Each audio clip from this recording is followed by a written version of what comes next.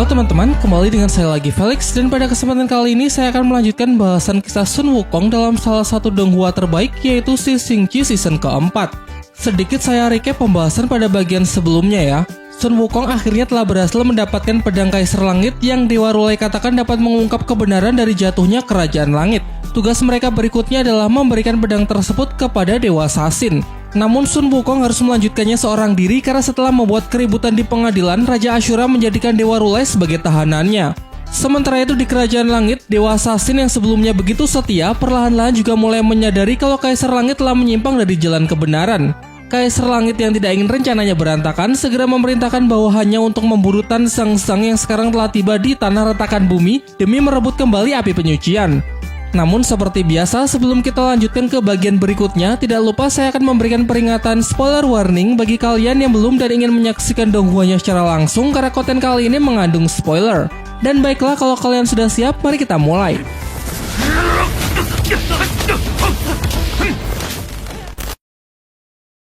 Rombongan Tan Zhang Zhang yang telah tiba di tanah retakan bumi memutuskan untuk beristirahat, dan untuk menghilangkan rasa bosan, Zhao Wujing dan Su Baji memainkan sebuah permainan coret-coretan wajah bersama Xiao Yu. Sementara Bai Lang terlihat masih sibuk berlatih menangkap bola cahaya pemberian dari Tan Zhang Zhang. Zhao Wujing mengingatkan Tan Zhang Zhang kalau sebenarnya tanah retakan bumi akan jauh lebih berbahaya pada malam hari, maka dari itu untuk mengantisipasi kemungkinan terburuk sebaiknya mereka tetap berjaga sampai pagi. Melihat Bai Lang yang sendirian, Aosha mendekatinya untuk menanyakan perihal api penyucian.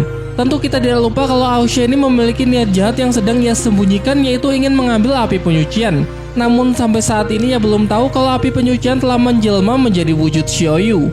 Ia pun kemudian merayu Bai Lang dengan mengatakan kalau ia bersedia mengajarinya cara mengendalikan jiwa naga milik Tian Yuzong, asalkan Bai Lang mau memberitahunya di mana api penyucian ia sembunyikan. Namun sebelum Bai Lang sempat bercerita, tiba-tiba datang Xiao Yu yang begitu mengagetkan mereka. Xiao Yu kemudian menjelaskan kekagumannya kepada Aosha yang begitu pemberani karena dulu sewaktu masih kecil Aosha pernah bertempur melawan Garuda Merah. Terlebih lagi menurutnya keberanian Aosha untuk meninggalkan Istana Naga, kemudian pergi berkelana di dunia luar seorang diri merupakan perbuatan yang sangat keren. Tentunya Xiao Yu mengetahui semua cerita tersebut dari kakak angkatnya di suku Naga, yaitu Tian Yuzong, yang juga merupakan sahabat dekat Aosha sewaktu kecil. Bai Lang kemudian menambahkan kalau Xiao Yu ini adalah perwujudan dari api penyucian yang diubah wujudnya oleh Raja Naga dan dibesarkan di suku Naga. Dengan ini Aosha pun telah mengetahui keberadaan dari api penyucian sehingga ia tinggal mencari kesempatan yang bagus untuk bisa menculiknya. Tan Zhang Zhang kemudian menanyakan kepada Aosha apa yang sebenarnya terjadi di Istana Naga setelah dirinya tertangkap. Namun Aosha tidak mau berkata jujur, ia mengatakan kalau kemarin ayahnya menyambut kepulangannya dengan sangat baik. Tan Zhang Zhang kemudian kembali bertanya bagaimana kutukan di tubuh Aosha bisa menghilang. Selain itu ia juga dapat merasakan kalau kekuatan Aosha kini telah meningkat cukup banyak. Dan dari sinilah Aosha mulai kelihatan terbata-bata. Ia menjelaskan kalau dirinya sempat bertemu dengan seekor naga unik yang memiliki kemampuan untuk menghapus kutukan dan juga memberinya kekuatan lebih. Kalau kalian lupa, kutukan Aosha adalah kutukan yang bisa mengubahnya ke wujud kuda. Kutukan ini ia dapat dari Dewa Sasin agar Aosha dapat menjadi kendaraan Tan Zhang Zhang dulu ketika dalam perjalanan misi ke barat. Sekarang kita kembali fokus ke cerita. Mendengar Aosha menyebut naga unik, Xiao Yu seketika langsung teringat dengan mimpi buruk yang selalu menghantuinya. Mimpi tersebut memperlihatkan rombongan mereka yang sedang melawan seorang kakek naga yang sangat kuat. Tan Zhang Zhang kemudian terus mendesak Aosha agar mau berkata jujur mengenai apa tujuannya bergabung kembali dengan mereka, mengingat kalau dipikir-pikir sebenarnya tidak ada alasan bagi Aosha untuk kembali. Aosha yang tidak ingin menjawabnya berpura-pura marah karena merasa jengkel terus dicurigai dan kemudian menjauh dari mereka untuk menyendiri. Xiao Yu kemudian mengingatkan Tan Zhang Zhang mengenai mimpi buruk yang dulu pernah ia ceritakan. Jadi mungkin saja naga unik yang dikatakan oleh Aosha berkaitan dengan kakek naga yang menyerangnya di mimpi tersebut. Wujing, bawa Wei Shi de shuzi拿来. Hari pun sudah semakin malam dan terlihat kalau sebagian besar dari mereka juga sudah tertidur karena kecapean. Tak lama setelah itu diperlihatkan dari dasar jurang sekumpulan jiwa kegelapan yang mencium darah segar mulai kembali naik untuk berburu mangsa. Untung saja Aosha yang masih terjaga segera membangunkan mereka semua demi untuk mengatasinya.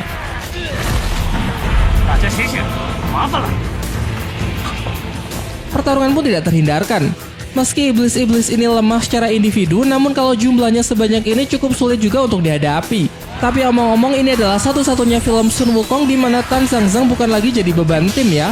Bisa dilihat bahwa ia cukup tangguh dalam pertempuran tersebut, bahkan ia juga turut bertanggung jawab untuk melindungi Xiao Yu yang memang paling lemah di antara mereka.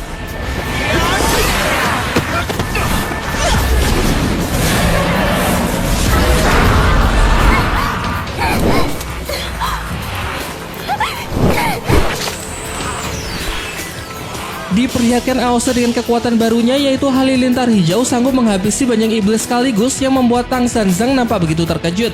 Namun sayangnya niat baik Aose tidaklah tulus, ia memiliki tujuan tersembunyi yaitu menculik Xiaoyu. Dan seluruh kekacauan ini menjadi kesempatan yang sangat bagus untuk melakukannya. Setelah pasir menyingkir, Bailang terlihat cukup panik karena Xiaoyu tiba-tiba menghilang. Di saat yang bersamaan Aose juga tidak ada, sehingga kini sudah jelas alasan Aose kembali bergabung dengan mereka adalah untuk mengincar api penyucian. Menyadari hal itu, Tan Zhangzhang pun segera memerintahkan semuanya untuk melakukan pengejaran, mengingat Aose pasti belum jauh dari tempat ini. Sementara itu diperlihatkan Aose yang telah berhasil menculik Xiaoyu membuatnya pingsan dan mengidongnya untuk menjauh dari rombongan Tang Sanzang. Setelah dirasa tempat ini cukup aman, ia pun bersiap untuk memberikan sinyal kepada kakek Nacha sang naga legendaris agar api penyucian bisa segera ditukarkan dengan Aoling. Namun terdengar dari monolognya bahwa sebenarnya Aose juga tidak menyangka kalau ia akan mengkhianati Tang Sanzang. Tapi sekarang itu semua tidak lagi begitu penting karena setelah ia memanggil naga legendaris maka ia bisa mendapatkan kebebasannya kembali. Sesaat setelah sinyal Aose tembakan ke langit, sang naga legendaris pun segera muncul. Aose menjelaskan bahwa ia sudah berhasil membawa apa yang diinginkan oleh sang kakek naga sehingga sesuai kesepakatan ia ingin Aoling bisa secepatnya dibebaskan. Kakek Nacha pun terlihat senang melihat kerja bagus Aose. Ia kemudian mendekat namun Aose menghalanginya karena janji untuk membebaskan Aoling masih belum dipenuhi. Aose bahkan mengancam akan menjatuhkan api penyucian ke dalam jurang tak berdasar jika kakek Nacha tidak juga membebaskan Aoling. Sayangnya kakek Nacha sama sekali tidak takut dengan ancaman tersebut, justru ialah yang mengancam balik dengan mengatakan bahwa Aose lah yang harus mematuhinya.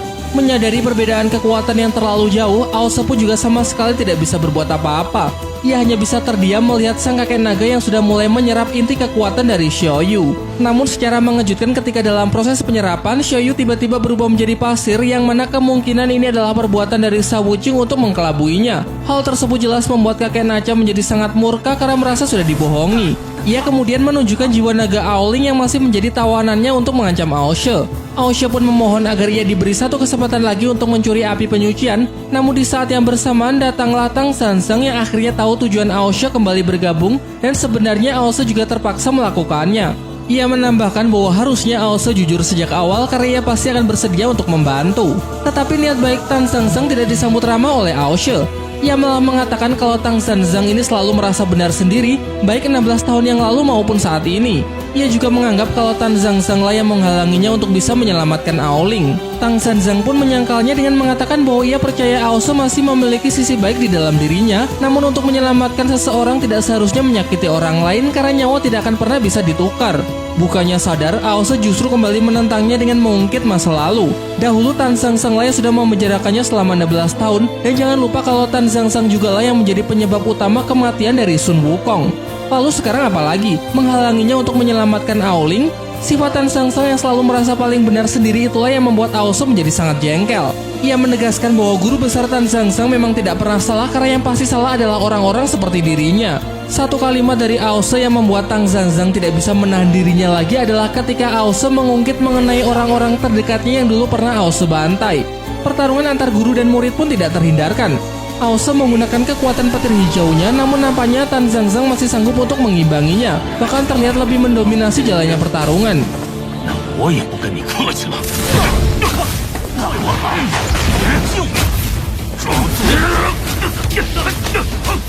Tidak jauh dari lokasi mereka, Xiaoyu bersama yang lain cuma menyaksikan perseteruan tersebut karena menurut Subaji gurunya saja sudah cukup untuk mengatasi Aose.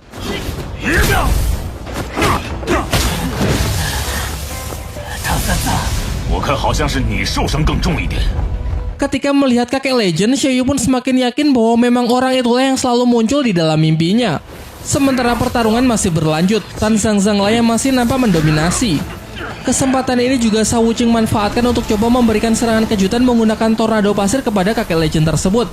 Aoling yang ia sandra pun sempat lepas dari genggamannya, namun ketika Sha Wuqing hampir berhasil meraih jiwa Aoling, kakek naga dengan cepat melesat dari dalam tornado dan langsung melumpuhkannya.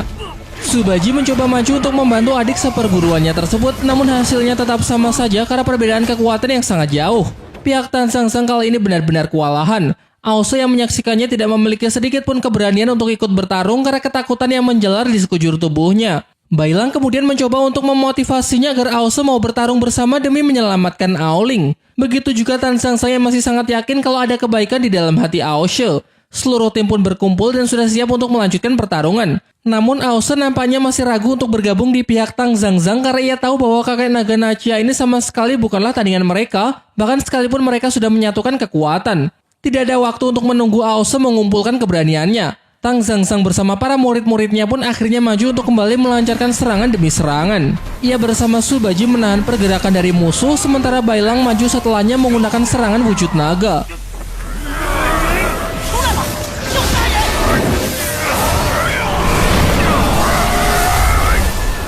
Aura yang sangat dahsyat menyelimuti seluruh area tersebut. Tetapi sayangnya meski sudah digempur dengan serangan yang begitu dahsyatnya, sang kakek naga legendaris masih saja sanggup bertahan.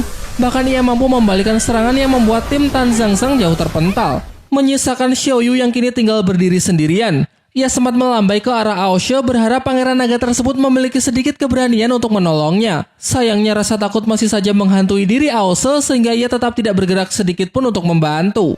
Untung saja masih ada Sawuji dengan kekuatan elemen pasirnya cukup tangguh untuk melindungi Xiao Yu. Kakek Nacha memperingatkan mereka agar segera menyerah. Percuma saja jika terus melawan karena ia akan menunjukkan kehebatan dari kekuatan naga yang sesungguhnya. Meski tanpa Aoshe, tim Tang Zhangzhang kembali maju untuk menyerang kakek naga tersebut. Kali ini menggunakan transformasi naga apinya, Bailang menyerang terlebih dahulu. Diikuti oleh Subaji sampai Tang Zhangzhang memiliki kesempatan untuk mengunci musuh.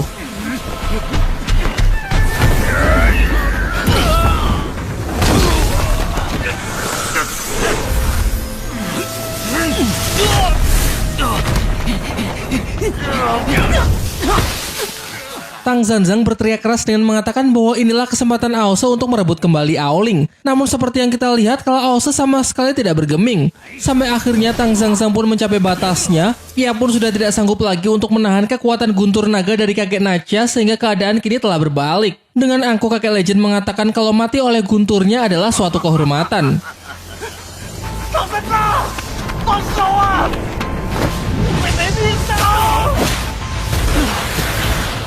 Meskipun terbilang cukup terlambat, pada akhirnya Aoshe pun berhasil melawan rasa takutnya dan bergerak maju untuk membantu Tang Zhangzhang. Kesempatan ini kemudian dimanfaatkan oleh Sawuching untuk merilis teknik segel rantai pasir. Rantai pasir diikatkan pada bongkahan batu yang kemudian Subaji lempar untuk menjatuhkannya ke dalam jurang tanpa dasar. Gemuruh guntur pun seketika langsung berhenti yang menandakan kalau sang kakek naga Nachia kini telah berhasil mereka lumpuhkan. Tang Zhangzhang kelelahan dan kehabisan tenaga, namun perjuangannya tidak sia-sia karena ternyata ia telah berhasil merebut kembali jiwa Aoling dari tangan kakek Nacha. Ia lalu menyerahkannya kepada Aoshe dan mulai dari sinilah Aoshe telah kembali mendapatkan kepercayaannya sebagai salah satu murid dari Tang Zhangzhang. Sawuching kemudian menyarankan agar mereka secepatnya meninggalkan wilayah tanah retakan bumi, yang mana Aoshe pun juga berharap demikian karena menurutnya kakek naga Nachia sama sekali belum mati. Serangan barusan hanya bisa menahannya sementara waktu sehingga mereka harus segera pergi dari tempat ini sebelum ia kembali. Sambil terus berlari, Tang Zhangzhang menceritakan mengenai kecurigaannya kepada Aoshe sejak awal. Tepatnya ketika Aoshe mengatakan kalau ia sempat bertemu dengan naga unik. Tang Zhangzhang pun segera memerintahkan Wu Jing untuk mengambilkan sisirnya. Ini merupakan sebuah kode untuk melaksanakan rapat darurat yang mana kode ini memang dibuat sebelum Aoshe kembali bergabung. Dalam diskusinya, Tang Zhangzhang menjelaskan kalau ada yang aneh pada Aoshe. Dia sengaja mendekati Bailang untuk menanyakan mengenai api penyucian, terlebih lagi setelah kutukannya hilang apa yang menjadi alasan Aoshe kembali bergabung dengan mereka untuk melakukan perjalanan ke barat. Sehingga dari sini dapat disimpulkan bahwa Aoshe mempunyai niat buruk tersembunyi yang kemungkinan menargetkan Xiao Yu. Maka dari itulah untuk sekedar berjaga-jaga, ia menduplikat wujud Xiao Yu dengan kekuatan pasir milik Sawuching agar Xiao Yu bisa tetap aman. Subaji menyarankan agar sebaiknya melawan Aoshe secara langsung sebelum bocah itu bertindak lebih jauh. Namun Tang Zhangzhang menolak karena menurutnya akan lebih mudah jika bersekongkol terlebih dahulu dengan Aoshe untuk mengungkap apa sebenarnya yang bocah itu rencanakan. Tang Zhangzhang kemudian juga menegaskan bahwa apapun rencana Aoshe, ia masih percaya kalau Aoshe sama sekali tidak memiliki niat yang benar-benar jahat. Dan sekarang sudah terbukti kalau Aoshe melakukan itu atas dasar terpaksa demi menyelamatkan Aoling, sahabatnya sedari kecil. Bailang terlihat lega karena naga legendaris sudah berhasil disingkirkan dan mereka juga sudah berlari lumayan jauh. Namun Sawuching berpendapat lain. Menurutnya situasi mereka saat ini masih belum aman karena ia dapat merasakan kalau segel rantai yang ia ikatkan kepada kakek Nacha kini telah berhasil dihancurkan.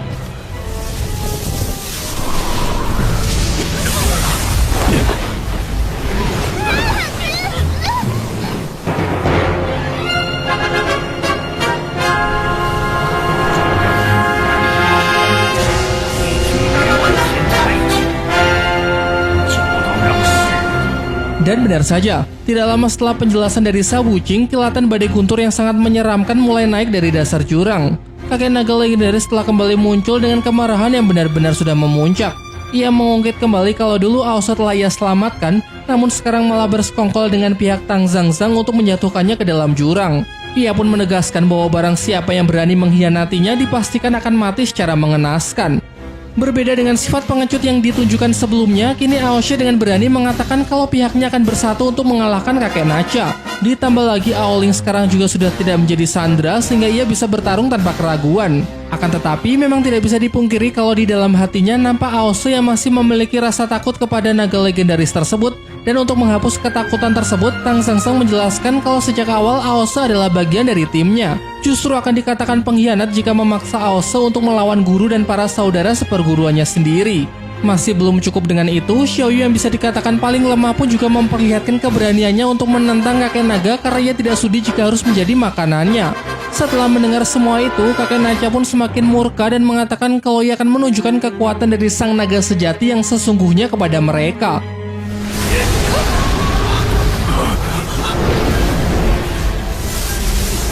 Kakek Nacha menciptakan badai petir dengan dirinya sebagai pusat yang menekan seluruh tim Tang Zhangzhang. Sadar bahwa akan percuma saja jika terus seperti ini, Aoshi berinisiatif untuk maju menyerang terlebih dahulu.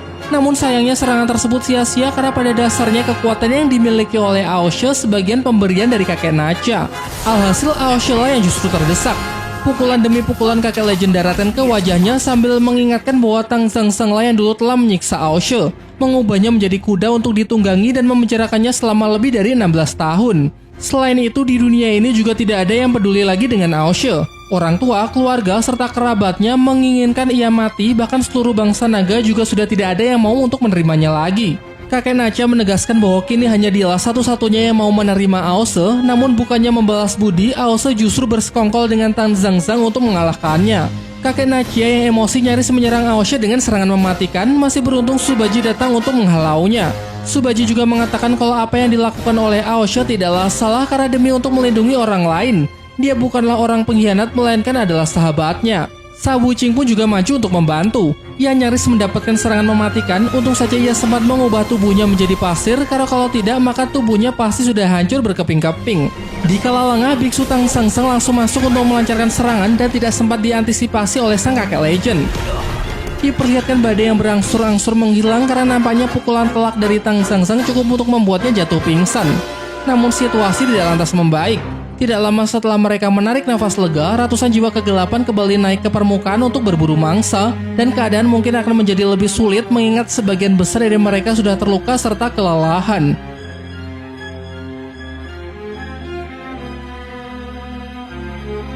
Scene kemudian beralih memperlihatkan suatu tempat yang bernama Penjara Pulau Terapung, sebuah penjara di Kerajaan Langit yang diperuntukkan bagi para dewa pengkhianat. Diperlihatkan Jenderal Gerbang Timur lah yang menjadi salah satu tahanannya. Kalau kalian lupa, Jenderal Gerbang Timur atau yang bernama asli Qi Guotian adalah dewa yang pernah diperintahkan oleh Kaisar Langit untuk menangkap Dewa Rulai. Namun di tengah misi ia berkhianat dan justru membantu Dewa Rulai untuk melarikan diri. Dalam menjalani masa hukumannya, salah seorang dewa pada hari ini mengunjunginya. Ia bernama Pisa Mention, sang Jenderal Gerbang Utara. Adapun maksud kedatangannya adalah untuk menanyakan alasan mengapa Jenderal Gerbang Timur mengkhianati Kaisar Langit dan malah membantu Dewa Rulai.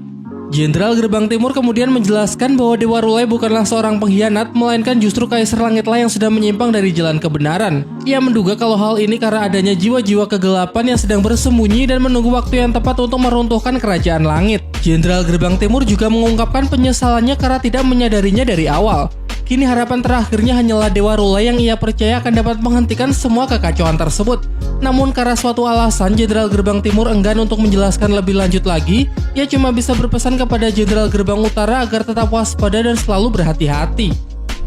Setelah Jenderal Gerbang Utara meninggalkannya, ia mengingat kembali peristiwa pada 300 tahun yang lalu dalam pertempuran melawan bangsa Ashura. Kala itu ia bertempur di garis depan dan turut membantu sang Kaisar Langit untuk menghadapi Lawu Hao, sang Raja Ashura.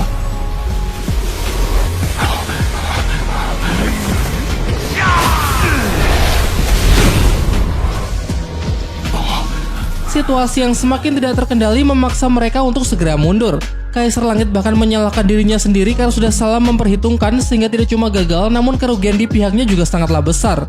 Mereka berdua terlihat sudah terluka sangat parah ditambah lagi mendapatkan kepungan dari sejumlah prajurit Ashura. Tidak ingin menjadi beban, Kaisar Langit sempat menyuruh Jenderal Gerbang Timur agar segera pergi terlebih dahulu, namun Jenderal Gerbang Timur dengan tegas menolak dan mengajak Kaisar Langit untuk bersama-sama menerobos keluar. Tentunya Jenderal Gerbang Timur tidak akan pernah melupakan saat-saat di mana mereka berdua menghadapi situasi hidup dan mati bersama, namun ia sama sekali tidak menyangka kalau akan tiba hari di mana Kaisar Langit akan membunuhnya.